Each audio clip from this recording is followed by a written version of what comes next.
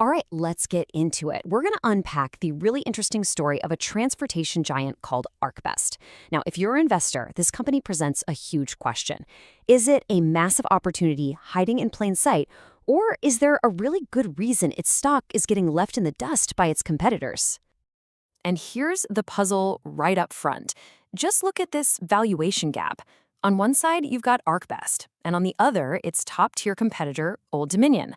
What you're seeing is that the market is willing to pay almost 3 times more for $1 of Old Dominion's profits than for ArcBest's. That isn't just a small difference, folks. That's a chasm. So why? Why is the stock trading at such a steep discount? That's the puzzle we're going to try and solve today. We're going to dig into both sides of the story, starting with the reasons Wall Street is so pessimistic. Let's look at the bear case. All right, so first up, the bear case. This is the argument that ArcBest is basically stuck in a lower gear, that there are some fundamental, structural problems holding the company back. Okay, before we dive any deeper, we need to get on the same page about the most important number in trucking, the operating ratio, or OR. Just think of it like this. For every single dollar the company makes in revenue, how many cents does it have to spend just to run the business? So a lower number is always better. It's that simple. And right here, this one table pretty much tells you the core of the bear case. ArcBest's operating ratio, 92.8%. That means for every dollar that comes in the door, almost 93 cents goes right back out to cover costs. Now, look at Old Dominion, under 75 cents. We're talking about an almost 18-cent difference on every single dollar. That flows directly to the bottom line, and it explains a massive part of that valuation gap we started with. Okay, so why are the costs so much higher? Well, a huge piece of the puzzle is that ArcBest has a unionized workforce. Their 2023 contract with the Teamsters, for example, locked in some pretty substantial wage hikes and benefit costs. And it's not just about the money. The contract also apparently puts limits on certain technologies, like inward-facing cameras, which could block them from getting efficiency gains that their non-union competitors can chase after. It just creates a much higher, much more rigid cost structure. And, on top of those built-in costs, a big strategic bet they made went sour. Back in 2021, ArcBest shelled out over $235 million to buy a brokerage firm called Molo Solutions. But wow, the timing could not have been worse. They bought it right before the market took a nosedive. The performance just wasn't there, the founder ended up getting fired, and by mid-2025, the company had to write the performance bonus down to 0. That's basically Wall Street speak for saying the acquisition was a flop and didn't hit its goals. Okay, but that's the bear case, right? That's the view looking in the rearview mirror.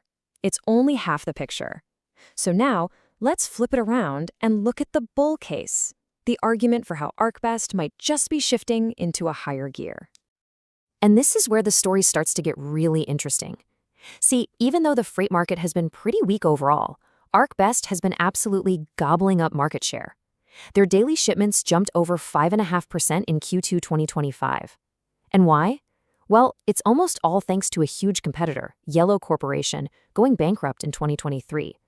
All of that business had to go somewhere, and ArcBest was right there to scoop it up. And this right here reveals a totally fascinating strategic chess match. Look at this. ArcBest let their prices drop a bit to get that huge 5.6% jump in volume.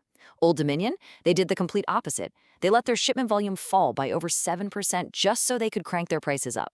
So ArcBest is making a very clear gamble here. They're prioritizing volume over price. They're playing the long game, betting that once they get all these new customers, they can make them more profitable down the road. And you know what? There's some pretty compelling evidence that their big picture strategy is working, especially with their most important customers. A 99.5% retention rate with their top 50 clients, that is just incredible.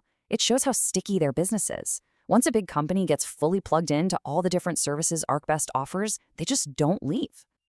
Okay, so we've talked about trucking, market share, but now we get to the real wild card in this story. There's a piece of high tech that could, and I mean could, completely rewrite the entire investment case for this company. We're talking about something that might make all those other numbers we've looked at feel like ancient history. It's called the Vox Technology Suite. So picture this. Instead of people slowly loading a truck piece by piece, this system can load or unload an entire 53-foot trailer in less than 5 minutes. It uses these mobile platforms that are then whisked around the warehouse by a fleet of autonomous robots. And the whole time, an AI vision system is scanning everything, capturing dimensions instantly. I mean, this is the stuff of the future, and ArcBest has built it. And look, this isn't just some pet project they're hyping up internally. This technology is getting serious recognition from huge names like Time and Fast Company. When you start winning awards like Best Inventions and Next Big Things in Tech, it's a pretty strong signal that what you've got is genuinely groundbreaking. This is some serious third-party validation. But here is the absolute game changer, the crucial strategic pivot. ArcBest isn't just planning to use vowels to make their own warehouses run better. They are actively selling it as a standalone product to other companies. This is a massive move. They're trying to transform from being just a transportation company into a full-blown logistics technology company. And as any investor knows, the stock market values tech companies way, way differently than it values old-school trucking companies. So let's put it all together. What does this all mean if you're an investor looking at this company? You've basically got this epic tug-of-war between the bear case and the bull case, and it really all boils down to a few key questions you've got to keep your eye on. Okay, here's the watch list. Number 1, can they actually make money on all that new market share they grabbed, or will they have to keep prices low forever? 2, that Malola acquisition, can they fix it, or is it just going to be a permanent weight dragging them down? And 3, probably the biggest question of all, can Vox go from being this cool, award-winning invention to something that actually makes the company a lot of money? The answers to these questions are going to tell you where this stock is headed. And all of this leaves us with one last big, provocative question. Right now, the market sees ArcBest as an old-school trucker with high union costs and a bad acquisition under its belt. But the real question for an investor is this. Are you looking at a legacy trucking company that's struggling, or are you looking at a technology company in disguise, just waiting for the market to wake up and see what it's really becoming?